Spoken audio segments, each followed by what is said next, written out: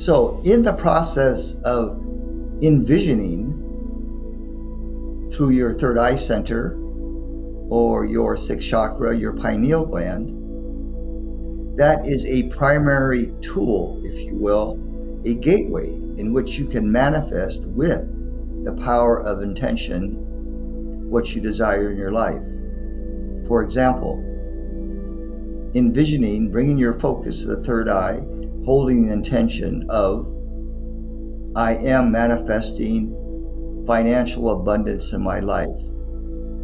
Letting that intention go now out to the universe as if you were sending a prayer out to the deepest parts of the universe, and then allowing yourself to receive back from the universe the response. The universe is always responding to your intentions. Energy follows thought.